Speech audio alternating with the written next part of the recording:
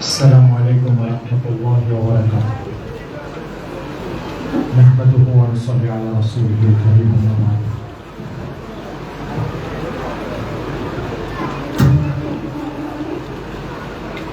قال الله تبارك وتعالى في كتابه المبين: يا أيها النبي إنا أرسلناك شاهدا ومبشرا ونذيرا وداعيا إلى الله بإذنه وسراجا منيرا.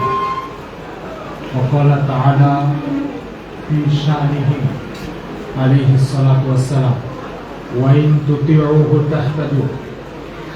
وقال تعالى في شأنه عليه الصلاة والسلام: يعلمهم الكتاب والحكمة. وقال تعالى في شأنه عليه الصلاة والسلام: فلا وربك لا يؤمنوا حتى يحكموك فيما شجر بينهم. وقال تعالى في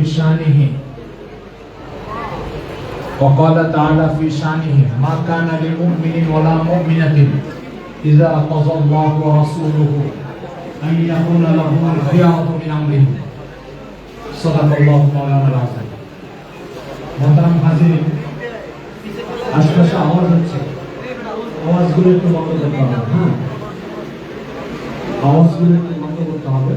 আপনাদের এখানে যদি মাননীয় প্রধানমন্ত্রী আসতেন তো আপনারা সবাই নীরব সাইলেন্ট হয়ে যেতেন। মোহাম্মদ রাসূলুল্লাহ সাল্লাল্লাহু আলাইহি ওয়াসাল্লামের আলোচনা পৃথিবীর সব প্রধানমন্ত্রীর চেয়ে মূল্যবান এবং দামি জিনিস। পৃথিবীর যে রাষ্ট্রপতি আর প্রধানমন্ত্রী হোক, চাই রাশিয়ার প্রেসিডেন্ট ভ্লাদিমির পুতিন হোক, মার্কিন প্রেসিডেন্ট আপনার ট্রাম্প হোক, ভারতের প্রধানমন্ত্রী নরেন্দ্র মোদী হোক, আর চীনের প্রেসিডেন্ট শি জিনপিং হোক, পৃথিবীর যে রাষ্ট্রপতির যত দাপটওয়ালা যত ক্ষমতাওয়ালা হোক না কেন, 1 মিনিটের জন্য যদি জাহান্নাম থেকে মুক্তি নিতে হয় তো মোহাম্মদ রাসূলুল্লাহর অনুসরণ করে মুক্তি নিতে হবে। সুতরাং এই মহামানবের আলোচনার সময় আশা করি কেউ ছোটাছুটি করবেন না।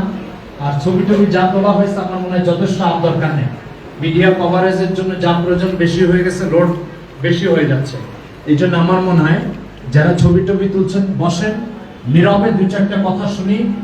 আর আসলে মুহাম্মদ সাল্লাল্লাহু আলাইহি ওয়াসাল্লাম কে, তার মিশন কি, আমার জীবনের জন্য তিনি অপরিহার্য কেন, সভ্যতার জন্য অপরিহার্য কেন, মানব সভ্যতার অস্তিত্বের জন্য তিনি অপরিহার্য কেন, তিনি যদি না হন তো মানব